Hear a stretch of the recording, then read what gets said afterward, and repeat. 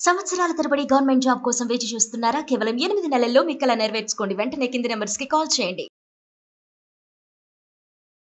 Hello నమస్తే, welcome to Suman TV. నా పేరు కీర్తి. ప్రస్తుతం మనతో పాటు తోడు నీడ ఫౌండర్ రాజేశ్వరి అమ్మగారు ఉన్నారు. వీరితో ఈరోజు కొన్ని విషయాల గురించి మనం చర్చిద్దాం. హలో అమ్మ, నమస్తే. నమస్తే అమ్మా. అమ్మ, ఇప్పుడు చూసుకుంటే మనకి ఇద్దరు జాబ్ చేసుకునే సిచ్యువేషన్. అవును, బిజీగా ఉంటున్నారు. టెక్నాలజీ ఇంకా వర్క్ అని ఎవరిది వాళ్ళు స్పేస్ అని చెప్పి ఎవరిది వాళ్ళు హస్బెండ్ వైఫ్ వాళ్ళ పనులలో ఉంటున్నారు. ఇలాంటి టైంలో అసలు భార్యాభర్తల మధ్యలో ఆ క్లోజ్నెస్ మెయింటైన్ అవ్వాలి అన్నా, వాళ్ళ అన్యోన్యత బాగుండాలి అన్నా కానీ వాళ్ళు ఎలాంటి టిప్స్ పాటించాలంటారమ్మా? ముఖ్యంగా ఇప్పుడు మనం ఎక్కువగా వింటున్న మాట ఇందాక మీరన్నట్టుగా స్పేస్. అవును, భార్యాభర్తల మధ్య స్పేస్ ఉండాలి. నా స్పేస్ నాకు కావాలంటే ఆవిడ, నా స్పేస్ నాకు కావాలంటాడు ఈయన. ఒకప్పుడు ఒకే భార్యాభర్తలు పిల్లలు కలిసి నిద్రపోయేవాళ్ళు. బెడ్రూమ్ అందరికీ కామన్ ఉండేది. ఇప్పుడు అది పోయింది. పిల్లలు సపరేట్ అయిపోయారు. పిల్లల రూమ్ వేరే, పెద్దల రూమ్ వేరే. ఇప్పుడు అది కూడా పోయి భార్య రూమ్ వేరే, భర్త రూమ్ వేరే. వర్క్ చేసుకోవడానికి ఈయనకొకటి, ఏదైనా కానీ ఎవరి రూమ్ వాళ్ళదే, ఎవరి స్పేస్ వాళ్ళదే. ఇద్దరు కలిసి జీవిస్తున్నప్పుడు నువ్వే నేను నేనే అనుకుంటే కష్టం. ఫస్ట్ పాయింట్ ఏంటంటే కలిసి ఉంటూ భిన్నత్వంలో ఏకత్వం లాగా కలిసి ఉంటూనే ఎవరి లిమిట్స్ లో వాళ్ళు ఉండడం అనేది నేర్చుకోవాలి. ఇప్పుడు నీ స్పేస్ నీకు కావాలి, నీ దారి నువ్వు భోజనం చెయ్యి నీ టైంకి, నా దారి నేను భోజనం చేస్తాను నా టైంకి. ఎప్పుడు కలిసి కూర్చుని భోజనం చేసే అవకాశాన్ని మిస్ అవుతున్నారు కదా. కబుర్లు చెప్పుకుంటూ ఆనందంగా భోజనం చేసి 2 ముద్దలు తినడానికి, ఏదో హోటల్లో వాడు వడ్డిస్తే పని వాళ్ళు వడ్డిస్తే కూర్చొని తినడానికి మానసికమైన తేడా ఉంటుంది కదా, అనుభూతి రాదు కదా. అంచేత ఒకరి కోసం ఒకరు అన్నట్టు ఎందుకు ఉండరు?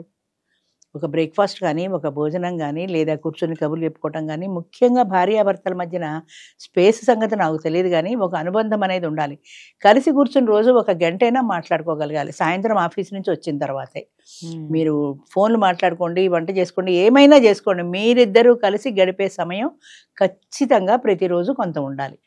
అది లేకుండా మెకానికల్గా ఆఫీస్ నుంచి వచ్చి ఆయన ఫోన్లలో ఆయన ఉంటాడు, ఈవిడ ఫోన్లలో ఈవిడ ఉంటుంది, వంట ఆవిడ ఉంటే వంట చేస్తుంది, లేదా బడా ఈవిడేదో వంట చేసేస్తుంది, ఏదో తినేస్తారు, వెళ్ళిపోతారు, పడుకుంటారు. మెకానికల్గా ఉండకూడదు లైఫ్ అనేది. అంటే అందులో కొంత సంతోషాన్ని నువ్వు గ్రహించుకోగలగాలి. ఆ అవతల వ్యక్తి సాంగత్యంలో నువ్వు కొంత ఆనందాన్ని పొందగలగాలి. అవతల వ్యక్తి లేకపోతే నీలో ఆ మిస్ అయిన ఫీలింగ్ రావాలి.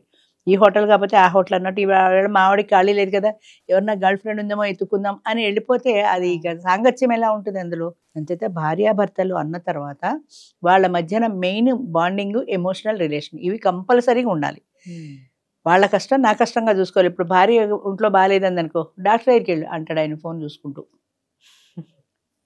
ఈవిడ ఫోన్ చూసుకుంటూ రేపు డాక్టర్ని పిలుస్తానండి, రేపు డాక్టర్ అపాయింట్మెంట్ తీసుకోండి అంటుంది ఈవిడ. అలా అనడానికి పక్కన కూర్చొని చెయ్యేసి మీకు ఒంట్లో ఎలా ఉంది, ఏమిటి మీ బాధ అని తెలుసుకోవడంలో, ఆ షేరింగ్లో ఎంత సంతోషం ఉంటుంది. అది నాకు అనిపిస్తుంది. అది వాళ్ళు టేస్ట్ చేయలేకపోతున్నారు. అంటే ఒక పదార్థాన్ని మనం రుచి చూస్తే ఎట్లా ఇష్టమైతే వదలమో, అలాగా భార్యాభర్తల సాంగత్యం, అనుబంధం, ఆత్మీయత అనేది టేస్ట్ వాళ్ళకి తెలియటం లేదు. ఎందుకంటే ఎవరి టైంలో వాళ్ళు ఉంటున్నారు, ఎవరు బిజీలో వాళ్ళు ఉంటున్నారు, ఎవరు డబ్బు సంపాదనలో వాళ్ళు ఉంటున్నారు. డబ్బు సంపాదించే ప్రక్రియలో జీవితంలో ఎన్నో ఆనందాలని, అనుభూతుల్ని మనం పోగొట్టుకుంటున్నాం. అంచేత డబ్బు సంపాదించాల్సిందే కాదని నేను అంటలా, కానీ దాంతోపాటు దీనికి కూడా కొంత టైం పెట్టుకోండి. ఒక ఆదివారం వచ్చింది, ఆదివారం సెలవే కదా, ఆదివారం ఫ్రెండ్స్తో బాతాకానీ పోదామా, అటు పోదామా, ఇటు పోదామా కాదు, మీ ఇద్దరూ కలిసి ఇంట్లో కూర్చుంటారా, బయట లంచ్కి వెళ్తారా, బయట విహారయాత్రకి వెళ్తారా, ఎక్కడికైనా వెళ్ళండి. అంచేత మీ ఇద్దరు కలిసి జీవించడంలో ఎక్కువ ఆనందాన్ని పొందడం అలవాటు చేసుకోండి. అది అలవాటు ఉండదు. ఏ రోజు చూసే మొగుడు ముఖం ఏం చూస్తాం, రోజు చూసే పెళ్ళ ముఖం ఏం చూస్తాం. అంచేత ఈవేళ గర్ల్ ఫ్రెండ్ దగ్గరికి ఎడదామా నేను ఎప్పుడు అనుకున్నాడో, ఈవిడ మనసు కూడా ఆఫీసులో ఏ కొలిగి దగ్గరికో మళ్ళుతుంది సహజంగా. ఆ స్పేస్ మీకు ఎందుకు ఇస్తున్నారు? ఇంకొక వ్యక్తికి మీరు వచ్చే మీ జీవితంలో ఆహ్వానించేటువంటి అవకాశం మీరు ఎందుకు ఇస్తున్నారు? అలా ఇవ్వకుండా మీ ఇద్దరు కలిసి మేము మా జీవితాల్లో మాకు తప్ప వేరే వాళ్ళకి చోట్లేదు అన్నట్టు ఎందుకు ఉండరు? అసలు ప్రయత్నం ఎందుకు చేయరు? ఎందుకు ఉండరు కాదు, నేను ఇలా ఉండాలనే ప్రయత్నమే లేదు. మెయిన్ ప్రయత్నం ఉంటే సాధించలేనిది లేదమ్మా. జీవితంలో భార్యాభర్తల అనుబంధం అనేది చాలా అద్భుతమైంది. అది ఆ బంధం అనుభవించిన వాళ్ళకే తెలుస్తుంది, అందులో ఆనందాన్ని పొందిన వాళ్ళకే తెలుస్తుంది. మా ఆయనతో నాకు పడదే ఏం చేయమంటారు అంటది ఆవిడ, మా ఆవిడతో నాకు పడదే ఏం చేయమంటారు ఈయన. నిజమే, పడదు, కరెక్టే, కానీ దొరికిన వస్తువు అదే. మంచి అయినా చెడ్డైనా దాంట్లోనే మనం ఆనందాన్ని ఎత్తుక్కోవాలి. అలా కాకుండా ఇది ఇది బాగాలేదు కాబట్టి అర్జెంటుగా ఇంకోళ్ళని చూసేసుకోవడానికి, ఇదేం హోటల్లో టిఫిన్ కాదు, ఈ హోటల్లో బాగాలేకపోతే ఇంకో హోటల్లో తింటాను అనుకోవడానికి. దొరికిన వ్యక్తిని మార్చుకోవడమో లేదా నా కర్మ ఇంతే అని అనుభవించడమో ఏదో ఒకటి కొంతవరకు ప్రయత్నం చేయండి. ఇవాళ ఆదివారం మీరు బయటికి వెళ్ళకండి, నేను బయటికి వెళ్ళడం, మన ఇద్దరం సరదాగా లంచ్ చేద్దాం. అలా ఏదో ఒకటి కొన్ని చెప్తే రావు, అది వాళ్ళ అనుభవంలో తెలుసుకోవాల్సింది. అంచేత భార్యాభర్తల అనుబంధము ఆత్మీయత అనేది ఒక ఎమోషనల్ రిలేషన్ అనేది ఇవి నేను చెప్పే మాటలే, కానీ చాలామంది భార్యాభర్తలకు అది లేదు. అంచేత ఆ ఎమోషనల్ రిలేషన్ అనేది ఎప్పుడైతే లేదో అది అప్పుడే పోయింది, వాళ్ళిద్దరి మధ్యన ఉండే సాన్నిహిత్యం అప్పుడే పోయింది. కొన్నిసార్లు ఈగో కూడా ఉంటుంది కదా, చాలా ఉంటుంది ఈగో, నేను ఎందుకు తగ్గాలి, నేను ఎందుకు ముందుకు వెళ్ళాలి అని ఉంటుంది, చాలా ఈగో ఉంటుంది. అది మనం చెప్తే అర్థం కాదు, ఎక్కడ తగ్గాలో ఎక్కడ పెరగాలనేది వాళ్ళకి తెలియాలి. నేను ఎందుకు తగ్గాలి? ఇప్పుడు ఇందాక నేను వస్తుంటే లిఫ్ట్ ఉంది, నేను కారు దిగుతున్నా, లిఫ్ట్ ఆయన 3 ఉన్నారు లోపల, మన వాళ్ళే అనుకుంటా కూడా వాళ్ళు. బాబు వస్తున్నా ఆగండి అన్న, దిగి 2 అడుగులు వేయటం ఓర్పు లేదు వాళ్ళకి, వెళ్ళిపోయారు అంతే. అయ్యో ఆవిడ వస్తుంది కదా ఆగుదామని లేదు. ఎందుకని? ఎవరు ఆగుతారు? కావాలంటే వెనకాల వస్తుందిలే, నిజమే. కానీ చిన్నపాటి సాయం చేసే మనస్తత్వం కూడా మనుషులకు ఉండటల, దానికోసం చెప్తున్నాను నేను. అది ఆగుతుంది, తర్వాత వస్తుంది, నేను వేరే పెడతా, అది వేరే విషయం. కానీ 1 నిమిషం వస్తుంది కదా ఆగుదాము అన్న లిఫ్ట్ ఎదురుగుండానే ఉన్నా నేను, దిగి 1 అడుగు వేయటమే. ఆ 1 అడుగు కూడా ఆగే ఓపిక లేదు మనుషుల్లో, సహాయం చేసే మనస్తత్వం లేదు. ఇది నా గురించి కాదు నేను చెప్పటం, ఎక్కడైనా సరే జనాల్లో ఉన్నది సహాయం చేసే మనస్తత్వం లేదు. మన సుఖం, మన ఆనందం, మన సంతోషం, బస్ అంతే. అందులో భార్య అయినా అంతే, భర్త అయినా అంతే, పెళ్ళైనా అంతే, ఎవరైనా అంతే. మా వాడు మా ఇంట్లో ఉండడండి, వాడికి ఎప్పుడు ఫ్రెండ్స్ గగ్గోలే అదే అని చెప్తారు.